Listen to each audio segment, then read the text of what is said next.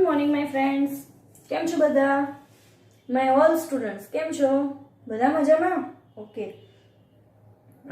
કાલ તો એક ક્રિસમસની રજા ગઈ એટલે બધાને જલસા પડી ગયા કે તમારે વિડીયો નહોતા, બરાબર ને? પણ આપણે ત્રીજો પાઠ બહુ મહત્વનો છે અને ઘણા બધા વિદ્યાર્થીઓ એવા છે જેણે હજી સુધી ત્રીજા પાઠના વિડીયો જોયા નથી. ત્રીજો પાઠ જોશો તો જ ચોથો પાઠ આવડશે, જોશો તો જ આગળના પાઠ આવડશે અને 10માના પણ પાઠ તો જ આપણને આવડશે, બરાબર? તો બધાએ ત્રીજો પાઠના વિડીયો હજી જેને ન જોયા હોય તે જોઈ લેજો.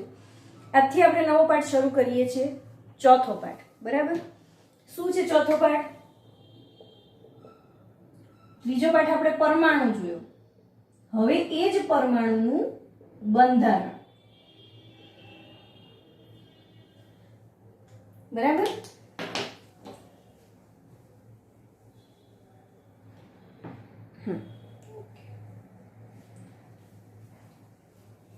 પરમાણુ એટલે શું એ બધાએ આપણે ગઈકાલે વાત થઈ. ગઈકાલે મીન્સ સોરી, ગયા લેક્ચરમાં, જે ત્રીજા પાઠનો લેક્ચર હતો એની અંદર કે પરમાણુ એટલે શું, તો કે અવિભાજ્ય કણ જે છે તેને આપણે પરમાણુ કહેવાય. કોનો અવિભાજ્ય કણ?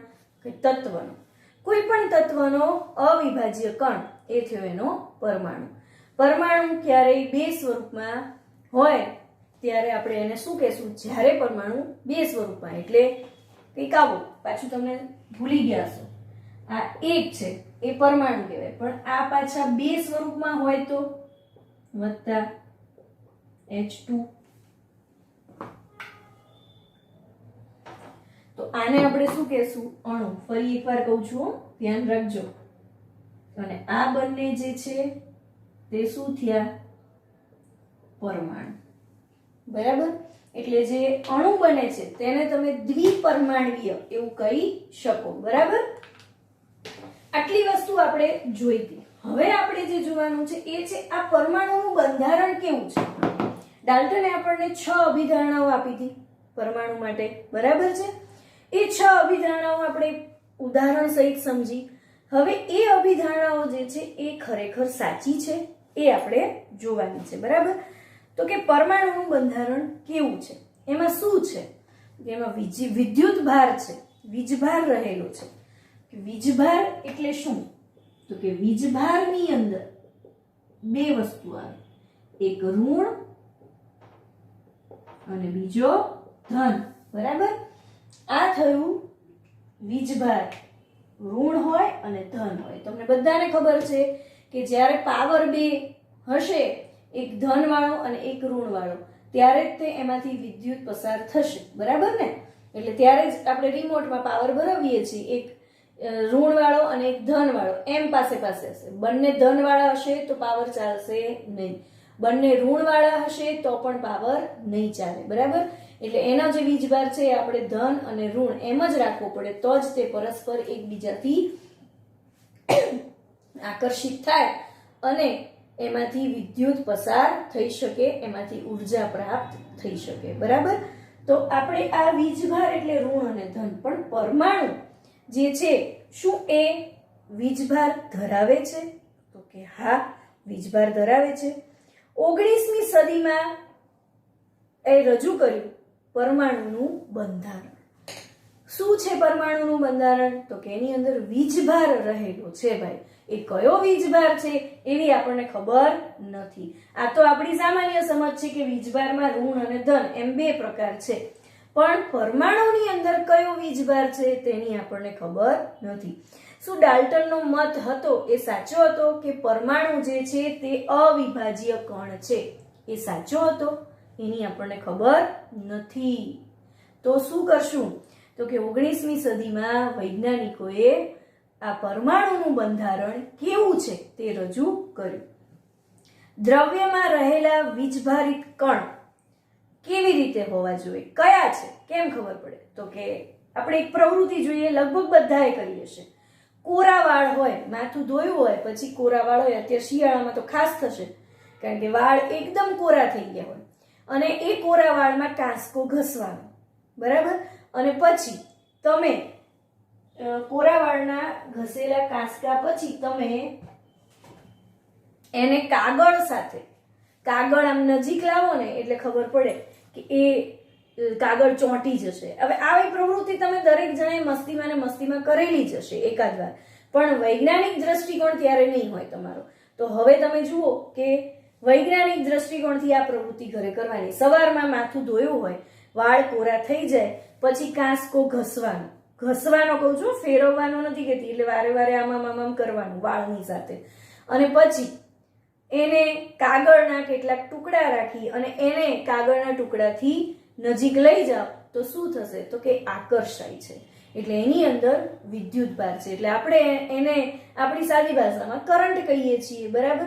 તો કે વિદ્યુત ભાર જે છે એ રહેલો છે એમ ખબર પડે. હવે તો ઋણ કયો અને ધન કયો એ કેવી રીતે આપણે શોધી શકીશું, બરાબર? તો 1900 સુધીમાં એવું નક્કી કર્યું હતું. 1900 ની સાલ જે છે ત્યાં સુધીમાં એવું નક્કી થયું હતું કે પરમાણુ જે છે તે અવપરમાણવીય છે, કે એને કોઈ પરમાણુ નથી, તે અવિભાજ્ય છે. પરમાણુને પોતાને કોઈ અંગ છે નહીં, તે પોતે કેવો છે? અવપરમાણવીય. એનો મતલબ શું થયો અવપરમાણવીયનો? કે તેના કોઈ ભાગ નથી, એ પોતે અવિભાજ્ય છે, એને પોતાને કોઈ પરમાણુ નથી. આપણે જેમ કે અહીંયા ઉદાહરણ જોયું, કયું જોયું? તો કે હાઇડ્રોજન H વત્તા H, અહીંયા જોયું H2, બરાબર? તો આને કહેવાય હાઇડ્રોજન વાયુ, અથવા તો ડાયહાઇડ્રોજન પણ કહી શકાય આને, બરાબર? ડાયહાઇડ્રોજન. આ હાઇડ્રોજન વાયુ હંમેશા H2 સ્વરૂપમાં જ દેખાય છે, કારણ કે H+ નું એકલું અસ્તિત્વ નથી. આ વસ્તુ તમને સમજાયેલી છે. તો આ ડાયહાઇડ્રોજન જ્યારે દેખાય છે ત્યારે શું કહેશો એને? દ્વિપરમાણવીય. એટલે આના ભાગ પડે છે ને? કયા પડે છે? તો કે આમ કરો તો આમાંથી પાછા એનું વિઘટન કરીએ તો આ બંને બને, એટલે બે પરમાણુ એના છૂટા પડે, બરાબર? એટલે પરમાણુ, હવે જો H એકલો હોય તો આના કોઈ ભાગ પડતા નથી, બરાબર? આનું કોઈ વિભાજન થતું નથી. શું દરેક તત્વનો પરમાણુ અલગ અલગ હોય છે? હા, દરેક તત્વનો પરમાણુ કેવો છે? અલગ છે. કેવી રીતે? તો કે કોપર લો તમે. કોપર એટલે કે તાંબુ, એની સંજ્ઞા છે Cu, બરાબર? આપણને ખબર હોવી જોઈએ. હવે તો એના પરમાણુમાં કોણ હશે? તો કે કોપર જ હોય. એની અંદર મેગ્નેશિયમ કે કેલ્શિયમ હોય નહીં, બરાબર? એના જે પરમાણુ હશે એમાં કોપર જ હશે, બરાબર? પછી તમે બીજી લ્યો એલ્યુમિનિયમ.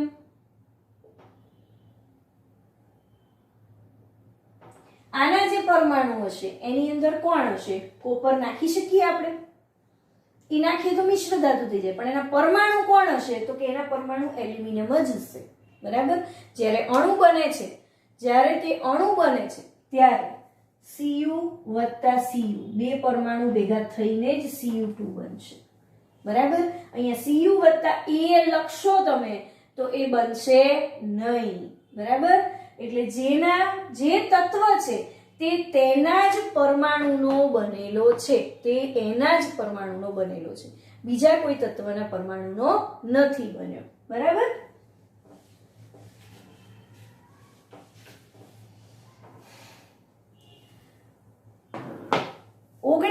ની સદી સુધીમાં આવું નક્કી કરી નાખ્યું હતું. વૈજ્ઞાનિકોએ સાબિત કરી દીધું હતું કે પરમાણુ કેવો છે? અવિભાજ્ય છે, અવપરમાણ્વીય છે, એને પોતાને કોઈ અંગ નથી, એને પોતાને કોઈ પરમાણુ નથી. દરેક વીજભારની અંદર ઓછામાં ઓછો એક વીજભાર હોય છે. એટલે દરેક પરમાણુની અંદર, સોરી બોલવામાં મિસ્ટેક થઈ ગઈ, દરેક પરમાણુમાં ઓછામાં ઓછો એક વીજભાર તો હોય જ છે. વીજભાર કેટલા છે? 2. પણ જે થોમ્સન નામના વૈજ્ઞાનિકે એમ કીધું કે દરેક પરમાણુ છે તેની અંદર કેટલા વીજભાર છે એ ખબર નથી, પણ ઓછામાં ઓછો એક તો છે જ. એવું તો બનશે જ નહીં કે એક પણ પરમાણુ એવો હોય કે જેમાં વીજભાર જ નથી, એટલે કે વીજભાર રહિત હોય તેવો એક પણ પરમાણુ નથી, બરાબર? એટલે કહેવાનો અર્થ એ ઓછામાં ઓછો એક તો હશે જ. એનથી વધારે કેટલા તે ખબર નથી, પણ ઓછામાં ઓછો એક પરમાણુ, દરેક એક પરમાણુમાં એક વીજભાર દરેક પરમાણુની અંદર હાજર રહેલો છે, બરાબર. અને એ ઋણ વીજભારિત છે એટલે કે તે ઇલેક્ટ્રોન છે. આપણે ઇલેક્ટ્રોનને ઋણ વીજભારિત તરીકે દર્શાવીએ છીએ. તે ઇલેક્ટ્રોન છે, તેની સંજ્ઞા ઈ, પણ તે ઋણ વીજભારિત છે એટલા માટે અહીંયા ઉપર ઋણ આપણે કરીએ છીએ, બરાબર. તો કે આ ઋણ વીજભાર દરેક પરમાણુની અંદર છે જ એવું જે થોમ્સને આપ્યું નિવેદન અને કીધું કે રજૂ કર્યું કે દરેક પરમાણુમાં કોઈ ઓછામાં ઓછો એક વીજભાર છે અને તે વીજભાર કયો છે? ઇલેક્ટ્રોન છે. અને તે કોણ છે? ઋણ વીજભારિત છે. એટલા માટે ઓછામાં ઓછો જે એક વીજભાર છે ને તે કેવો છે? ઋણ છે અને તેનું નામ ઇલેક્ટ્રોન છે, બરાબર. હવે એની પછી ઇલેક્ટ્રોનની આ ઓળખ થઈને એની પહેલા 1886 માં ઈ ગોલ્ડસ્ટીન નામનો વૈજ્ઞાનિક હતો. શું નામ હતું એનું? આવું નામ પૂછાય એક માર્કમાં. ઈ ગોલ્ડસ્ટીન. આપણે ગુજરાતીમાં લખીએ ગોલ્ડસ્ટીન. ઈ ગોલ્ડસ્ટીન એવો નામનો વૈજ્ઞાનિક હતો. એણે 1886 ની અંદર જ્યારે આપણે આ ઇલેક્ટ્રોનની ઓળખ થઈને એ પહેલા એણે એવું નિવેદન આપી દીધું હતું કે વાયુ વીજભારમાં નવા વિકિરણોની હાજરી છે અને એ કેવા છે? તીવ્રતામાં ઇલેક્ટ્રોન કરતા વધારે કે ઓછા? તો કે ના, તે ઇલેક્ટ્રોન જેટલી જ તીવ્રતા ધરાવે છે. એટલે વાયુ વીજભારમાં નવા વિકિરણની હાજરી એણે આ ઇલેક્ટ્રોન શોધાયું તે પહેલા જ એણે રજૂ કરી દીધું હતું અને એની તીવ્રતા પણ ઇલેક્ટ્રોન જેટલી જ છે, બરાબર. એટલે તેને એણે નામ આપ્યું, જે એવી રીતના શોધાયા એનું નામ એણે શું આપ્યું? નવા વિકિરણનું કેનાલ કિરણો.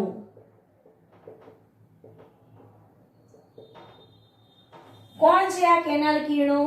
તો કે ઈ ગોલ્ડસ્ટીને ઇલેક્ટ્રોનની ઓળખ રજૂ થઈ એ પહેલા એણે જણાવ્યું હતું કે પરમાણુની અંદર એક એવા વિકિરણો છે કે જે ઇલેક્ટ્રોન જેટલી તીવ્રતા ધરાવે છે. તો કે ત્યારે તો ઇલેક્ટ્રોનની ખબર નહોતી એને, તો કે તીવ્રતા જે ધરાવે છે પછી ઇલેક્ટ્રોનની જ્યારે ઓળખ થઈ ત્યારે ખબર પડી કે બંનેની તીવ્રતા જે છે ફરવાની, પરમાણુની આજુબાજુ ફરવા, તત્વની આજુબાજુ ફરવાની, એ કેવી છે? સરખી જ છે તીવ્રતા, બરાબર. એવું પછી આપણે પણ એની તીવ્રતા પછી ખબર પડી કે આવા કિરણો શોધાઈ ચૂક્યા હતા એવી ત્યારે જે થોમ્સનને ખબર નહોતી અને એનું નામ હતું કેનાલ કિરણો, બરાબર. અને એનું વજન ઇલેક્ટ્રોન કરતા 2000 ગણું વધારે હતું, બરાબર. એટલા માટે તેનું નામ આપ્યું પ્રોટોન. તો કે ઇલેક્ટ્રોન એક છે પણ એનું જેનું વજન વધારે છે તે કેવા હોવા જોઈએ? તો કે પ્લસ હોવા જોઈએ, એટલે કે ધન હોવા જોઈએ. એટલા માટે તેનું નામ અપાયું પ્રોટોન અને તેને પી સંજ્ઞા તરીકે આપણે ઓળખીએ છીએ. અને એ પી સંજ્ઞા જે છે એ કેવો છે? ધન ધ્રુવ છે. એટલા માટે ઉપર આપણે પ્લસ લખીએ છીએ, બરાબર. તો આ વીજભાર જે છે એ લખી લો તમે. અને ઇલેક્ટ્રોન કહેવાય ઋણ વીજભારિત છે, પ્રોટોન ધન વીજભારિત છે. આની સંજ્ઞા ઈ, પણ ઋણ વીજભારિત હોવાથી ઉપર આવી રીતે દર્શાવે. એટલે જ્યારે પણ તમને એમ કહું ઇલેક્ટ્રોન રચના, ઇલેક્ટ્રોન બિંદુ, તો સંજ્ઞા તમારામાં તમારે ઈ ની ઉપર આવું કરવું પડે. તમને ઇલેક્ટ્રોન બિંદુ રચના મેં દોરાવી છે ને દરેક તત્વોની, બરાબર ને? એ તત્વોમાં ઇલેક્ટ્રોન જ્યારે તમે કક્ષકમાં દેખાડો છો ને ત્યારે તમારે આ રીતે બતાડવા પડે, બરાબર. તો એટલું તમે ફટાફટ લખી લ્યો 2 મિનિટમાં.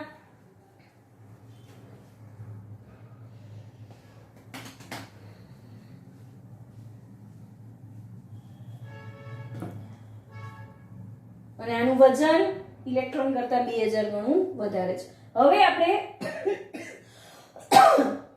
એક સરખી લાઈનમાં જોઈએ, બરાબર. એટલે આપણને વધારે સમજાય.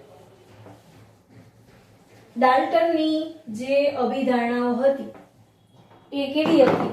સાચી હતી, બરાબર. એ પ્રમાણે આપણે જોઈએ તો કે પરમાણુની અંદર વીજભાર રહેલો છે.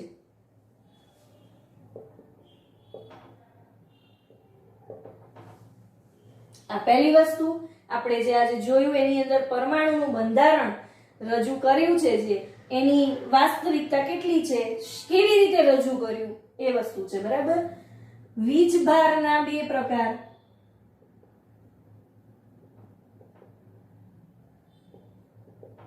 કયા કયા?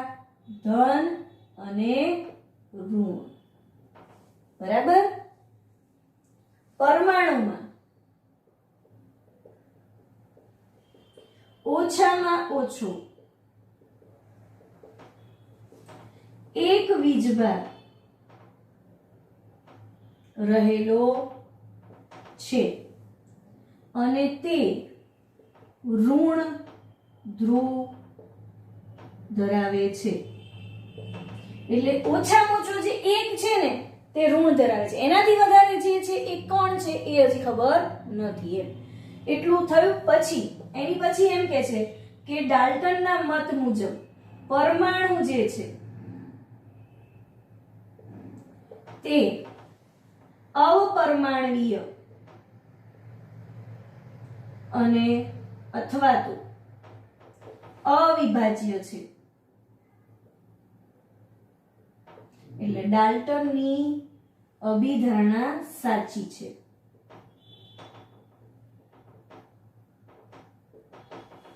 બરાબર. એટલે એનું કોઈ વિભાજન થતું નથી. આટલું લખો, પછી આપણે આટલું ભૂસી અને પાછું ઉપર લખીએ. બરાબર.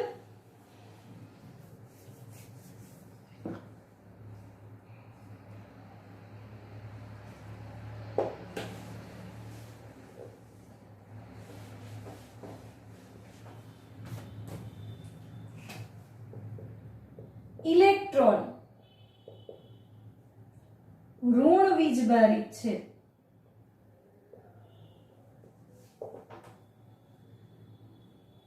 તેની સંજ્ઞા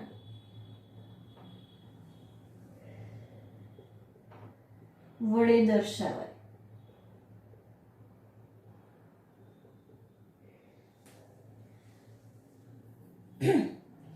પરમાણુમાં જે એક વીજભાર હતો એની પછી બીજો એક વીજભાર મળ્યો, જે ઇલેક્ટ્રોન પહેલા મળ્યો.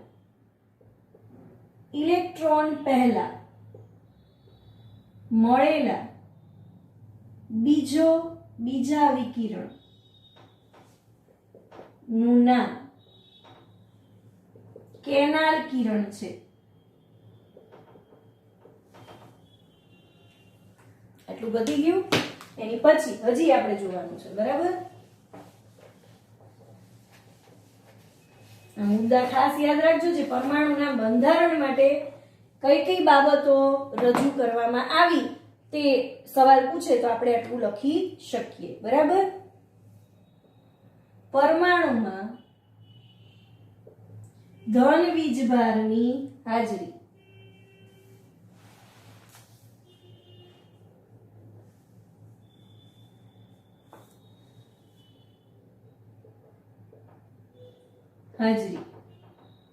જેને પ્રોટોન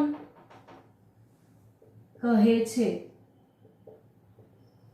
અને તેની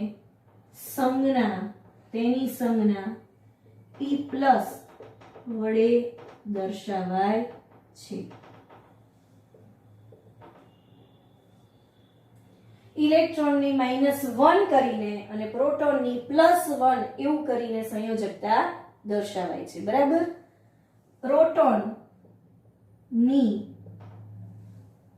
ઉપર જ લખીએ. બરાબર. આપણે આટલું લખાઈ ગયું.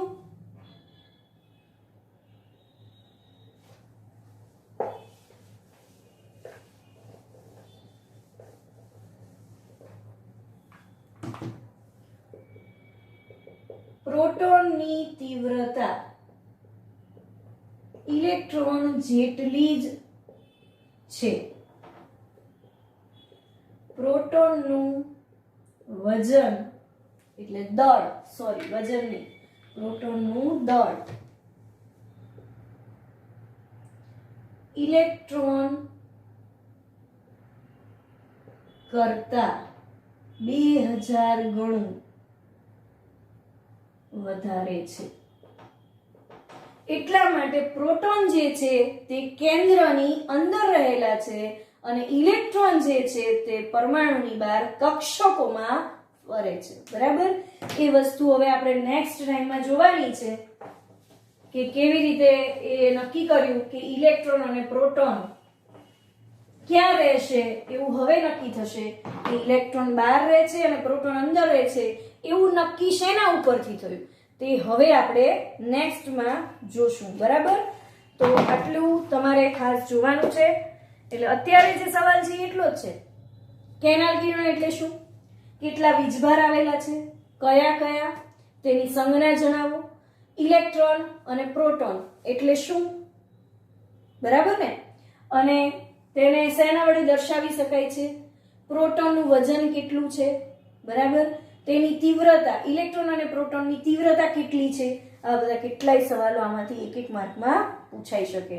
અને 4 માર્કનો એક સવાલ પૂછાય તો મેં જે હમણાં મુદ્દા દેખાડ્યા તેટલું જ. શું? તો કે પરમાણુના બંધારણ રજૂ કરવા માટે નક્કી કરેલી બાબતો જણાવો. બરાબર? તો ધ્યાન આપો, પાઠ મહત્વનો છે અને આ જ પાઠ ઉપરથી આપણે નેક્સ્ટ